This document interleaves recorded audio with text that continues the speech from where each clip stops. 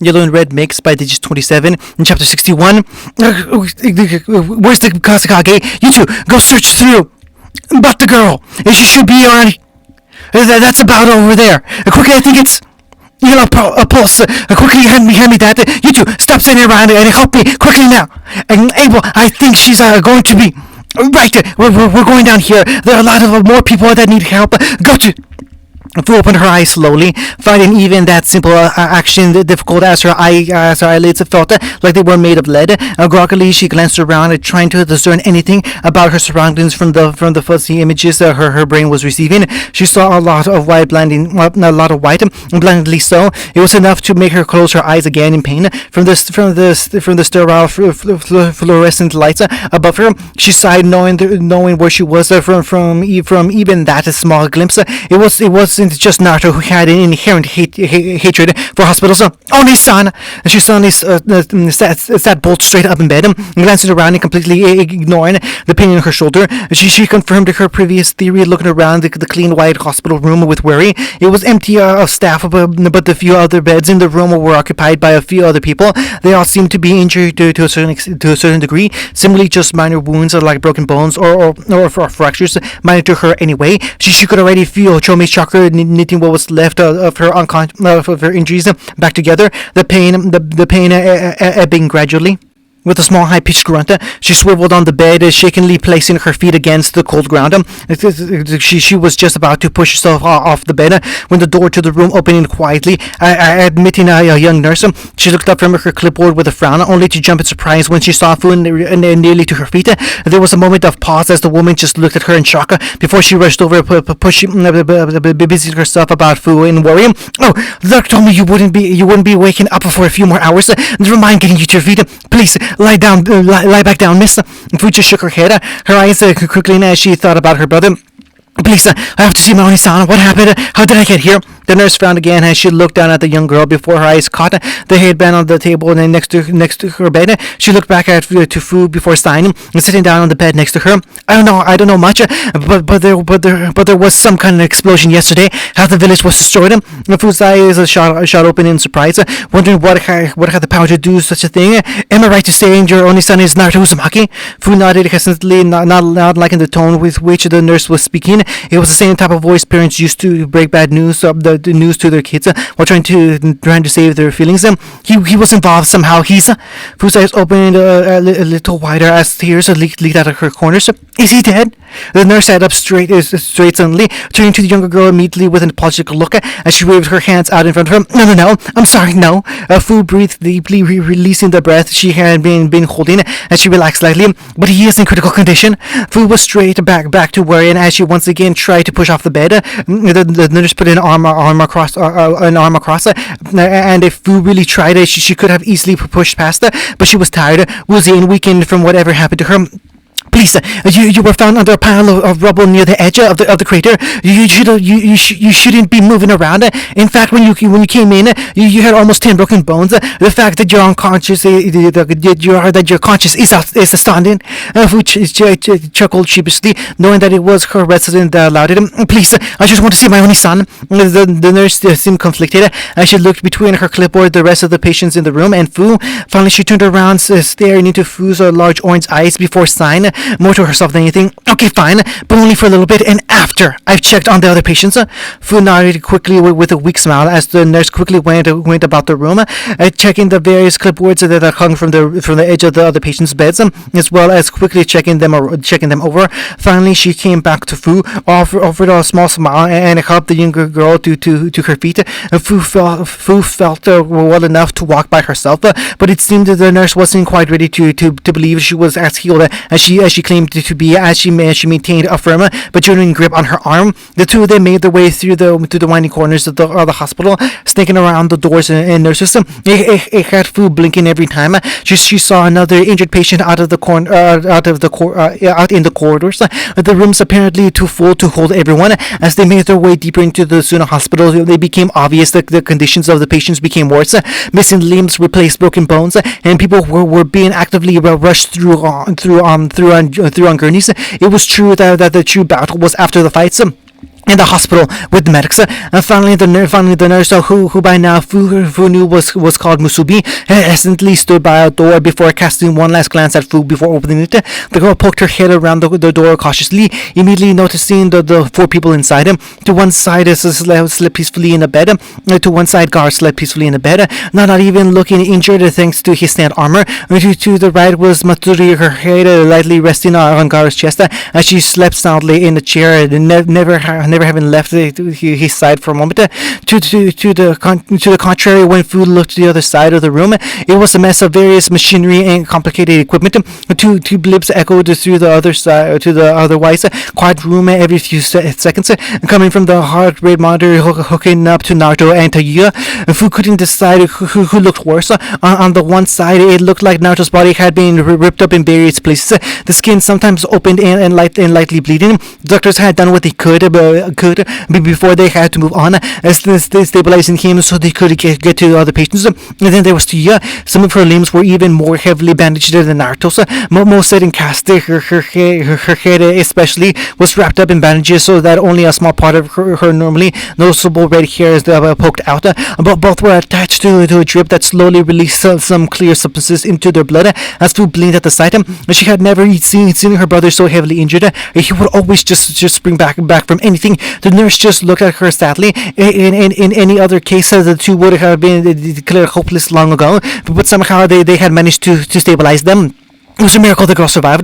By all accounts, her entire lower body should have been crushed by the rubble. By the time the medics found her, she had been using medical chakra to sustain herself. She had multiple broken bones, a severe concussion, and will most likely be comatose for a few weeks. The nurse sighed again, and she looked over to the blonde. He was truly an enigma. None of the doctors even knew what was keeping him alive. As for your brother, he should be dead. He had over 50 broken bones, severe third-degree burns, what looks like critical radiation poisoning, and the worst case of chakra exhaustion we have ever seen. She sighed, knowing the boy would most likely be bombarded with questions from doctors when or if he ever woke up. Even now, his body is healing itself at an extraordinary rate. Every time I come in, he has less broken bones, and the wounds just seem to knit back together. If I didn't know better, I'd swear it was some kind of kenkai. Fu just nodded with determination. Her brother would be fine. It would take more than this to take him out for good. Although she did want to know what did this do. What did this to him? The nurse looked at the girl again before sighing. She had other patients to check in with, and she knew that the determined look on the girl's face. It had been the same for her when her brother broke his arm. She patted Fu on the shoulder before walking out. She seemed to be fine anyway, at least not severely injured. Fu shot her a thankful smile as she left before quickly making her way over to her brother's side, and she would stay with him until the moment he woke up. It had taken Naruto almost 3 whole days to finally wake up. Once again, astounding the doctors with his rate of recovery. Gar had woken up only a day after, with orders to take it easy for the next week. He had reassumed his position as Kage and waited patiently for his friends to recover. Like Fu had for him, Naruto stayed by Tsuji's side every minute that she was unconscious, only ever leaving to get food or use the bathroom. Despite the doctor's assurances that she would be out for a long time, she managed to wake up after a week. One day, her body had just remarkably lit up with green medical chakra, her wounds healing at an even more rapid pace than the doctors could manage. Although they did facilitate it where they could. She woke up with blurry eyes and a splitting headache, only to look down to see a mop of blonde hair rest on her stomach.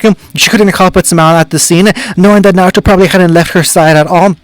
She glanced around, trying to get an idea of how long she had been asleep for, but there wasn't even a clock in the sterile room. Sighing, she gently nudged Naruto's shoulder when it looked like he wasn't going to respond. She gained a smirk, sitting up slightly to get better leverage, and ignoring the sudden burning pain in her side, she braced her arms against Naruto's body. "Hey, shithead, wakey!" She roughly pushed him off with a smile, once again hiding the pain that even that simple action had cost her. She knew that whatever it was that took her out was going going to keep her from active duty for some time, probably a few weeks at least. She laughed as Naruto woke up, even as he was tipping back. Despite his own reflexes, he could do almost nothing as he tumbled backwards, except to brace his arms. He looked up at the ceiling, slightly dazed and confused before picking himself up and dusting himself off. He suddenly stopped mid-action as he turned to look at the bed with wide, disbelieving eyes.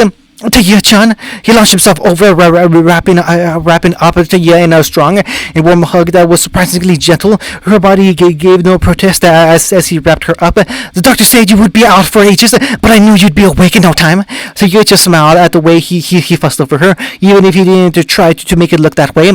Well, I'm sore as shit, and feel like I haven't eaten anything for a month. How long have I been out? Naruto smiled fondly, happy that even so soon after waking up, Taya was still herself. About 8 days. I kind of lost count. Time just sort of stands still in the hospitals.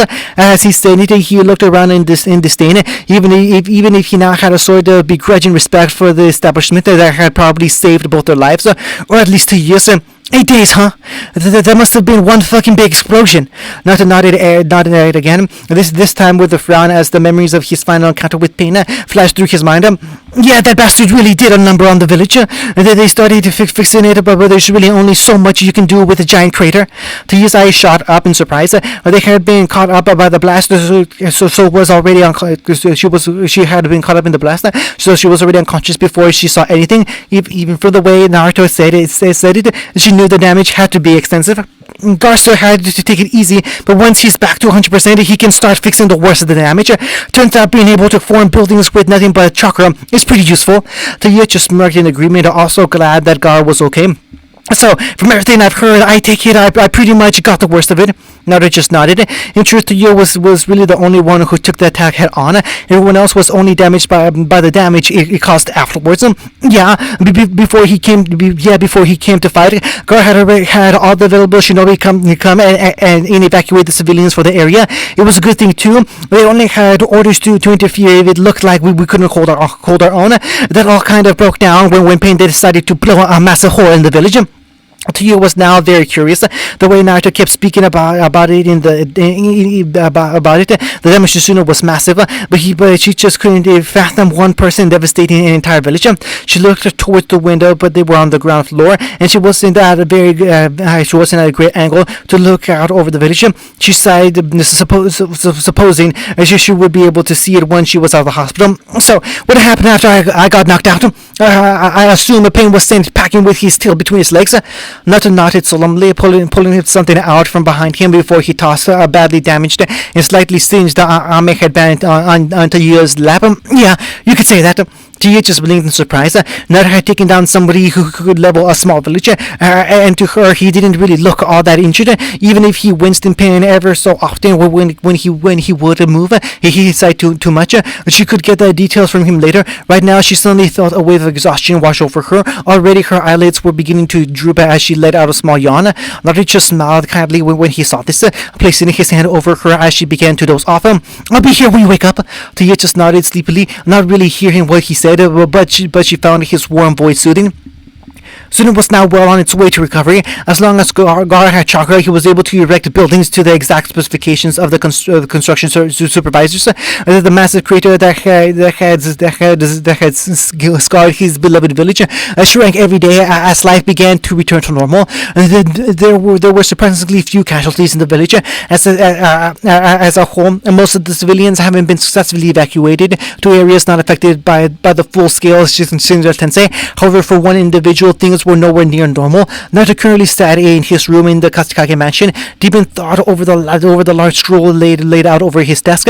Numerous small scrolls surrounding him, some scrunched up, now useless, and others having been fiercely scribbled overall, only to be immediately crossed out again. He hadn't managed to shave in the last few days, and his adolescent beard adorned his chin, causing him to itch every now and then. Takia made a joking remark that he finally had whiskers on other parts on his face, which had drawn a laugh from him and Fu. He made sure to visit her as much as possible, but as much as she enjoyed his company and attention, he tended to be a bit smothering. Now he spent his free time working on the one problem that had managed to elude him for so long. And now the door to his room opened a crack. He noticed, but paid no real mind. He just assumed it was God or Matsuri coming to see him. He was surprised when a veil of red hair suddenly fell across his eyes as he was wrapped up in a large and warm hug. When he was finally released, he turned with a smile to see Takia standing next to him, leaning against a single crutch as she tried to actively avoid putting pressure on her more badly damaged leg. When she had regained consciousness, her own medical expertise had greatly sped up her recovery, but the doctors had still refused to release her. Apparently they had changed their minds, or at least somebody had changed their minds for them. He smiled, knowing that sooner or later Takia always got her way, no matter who was standing as an obstacle. Takia, why didn't you tell me you got out today? I would have helped you. Takia playfully slapped him around the back of his head, and she gently eased herself onto his lap. Wouldn't it have been much of a fucking surprise then, would it? Nutter just chuckled softly as he naturally wrapped one of his arms around her waist and planted a chaste kiss on her lips, at least until she slapped him again. Anyway, it's not like I'm some brat kid who can't even walk from the hospital to her own house. Naruto just nodded, and knowing better than to disagree with her. She was just as stubborn as he was, and they would have been arguing over it for ages. Cool. So how long until we can spar? He only said it jokingly, but he just smirked, standing up with some care before looking down at him defiantly. I'll take you right here, shithead. But just bring it. However, despite her jovial and slightly joking words, she was unprepared for the blur that suddenly swept her off her feet. The two of them were across the room in moments before Naruto gently set her down on the bed before joining her. Takia just huffed poutingly as she crossed her arms under her chest. She didn't enjoy being defeated so easily. Ain't no fair. I want to rematch. She didn't get much further before Naruto firmly pressed his lips up against hers. They parted almost a minute later with Yu's eyelids half lidded and her mouth in a smile. Not exactly what I was getting at, but I think that was good too. Naruto just stared at her in half amusement, crossing his arms over his own chest as he pouted him. Only good? Must be losing my touch. Takia just grinned happily like an academy student who aced the test. Oh, I think I can help with that. Suffice it to say that neither of them were seen or heard from for the rest of the night. Fu sat on Naruto's shoulder as they both stood and watched the god effortlessly construct a house. The stand flowed around him in the steam, being directed by the various side planners and architects before solidifying into a rock hard sandstone like wall or floor. In all, almost half of the crater had been refilled, and almost the entire residential district had been repaired. Thanks to the low casualty and injury rates, nearly all the active shinobi were still fit for missions, so Suna didn't take any massive hits to its economy. Fu watched Gar work in all, always amazed by his natural ability to bend the sand to his will. It made her long for her own special ability like it, even if her Biju did allow her to fly. Likewise, Naruto watched his friend actively take part in the reconstruction effort, showing that even the Kasukage would pitch in to help. He was still too injured to be doing any heavy lifting, so for now he watched from the sidelines, but as soon as he could, he would do his bit as well. He had his large scroll slung over his shoulder. Nowadays, he really didn't go anywhere without it, so he could jot down any thoughts that came to him on the fly. Takia had started walking without her crutches the day before, almost 3 weeks after what had now been dubbed the pain incident by everyone who knew of the attack in detail, namely anybody of rank Chunin or higher. The official story was that Suna had been attacked by an unknown enemy of incredible power, but had been swiftly defeated by the Kasukage, Fu, Naruto, and Takia. It was more of morale than anything else, and even though it was true, it was slightly exaggerated. People needed an inspirational story in terms of hardship. as he walked down the street. Not to notice the more and more people looking at him in admiration, hearing how he had been the one to defeat the leader of the attack. Even now, the smaller but still devastating crater at the center of the destruction stood testament to the power of the Rasengan he had used to defeat pain. Subconsciously, he felt one of his rings on his hands, still not having bothered to work out a way to take them off yet.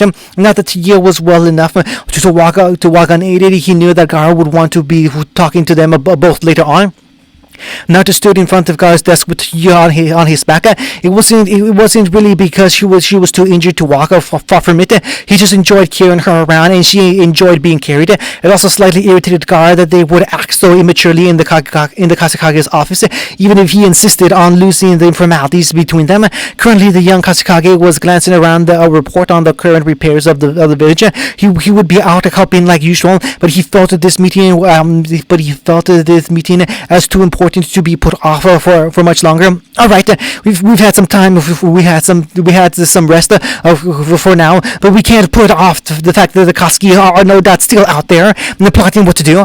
Taiyo looked at her friend oddly, a questioning look on her face as she glanced between him and Naruto, who didn't seem surprised by the news. What? I thought that Naruto killed their leader. Garo steeped his fingers, almost imitating Tsunade, as he leaned forward on the desk. Well, it appears that way. Both Naruto and I have our doubts to the man calling himself Pain to be the Katsuki's true leader. Naruto just nodded, upsetting Taiyo that he hadn't discussed these concerns with her before now. Yeah, Gara's right. During our fight, he only called himself a vessel for a higher power. It might have all been gibberish, but we can't rule out the fact that the real leader might be out there somewhere. There's also the fact that all the opponents we faced share the same eyes. We don't know what that means, but we're sure it's significant somehow. Taiyo nodded uncertainly, a frown marrying her features. Alright, so Koski still might be out there, but so what? We still can't do anything about it. It's not like we know where they are or anything.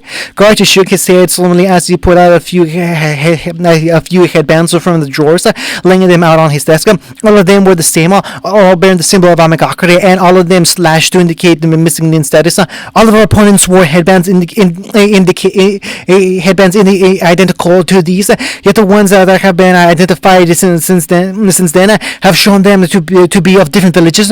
Taiyo furrowed her brows again in thought. So they want to implicate Ami, is it? Again, Gar shook his head, staring intently at the headbands. No, if that were the goal, the headband would not have been slashed. Why would they assume the identities of missing Nin from Ame if they weren't from the village? Taiyo quietly looked down now and thought about the strangeness presented by the unusual headbands. In any case, I can at least believe it deserves looking into. Taiyo nodded quickly. I said Naruto had already been thinking along the same lines as Gar for a while now. When Gar swiveled on his chair, he had a perfect view of the scarred and crater from his window, and it always made him pensive to look at it. And then until you are recovered completely, if it turns out there is something of significance in Amagakure, then I want you at 100% to make sure I'm not sending you to your death. Taiyo almost seemed ready to protest, but the dull ache through her body told her otherwise, and she just nodded silently. In any case, you will have 2 weeks to recover and gain your strength back. I'm sure there are things you can also work on without the use of your body, as I'm sure there is for Naruto as well. Both of them nodded. Good. Then get some rest. You're no good to the village if you overwork yourself. So he relieved another 2 knots before Naruto spoke up. So who would be going to Abe? Gar nodded, having predicted this would be one of the first things Naruto asked him. Only yourself and Takiya. It is probably best for an information gathering mission to keep a low profile, and too many people would only attract attention to yourself. Besides, with your shadow clones and Takiya's genjutsu, you are more than able to complete this mission by yourself. Naruto nodded with a frown. So this is just recon. Gar nodded, sliding the headbands off his desk and back into a drawer. Yes, although if you are threatened, you have my permission to protect yourselves.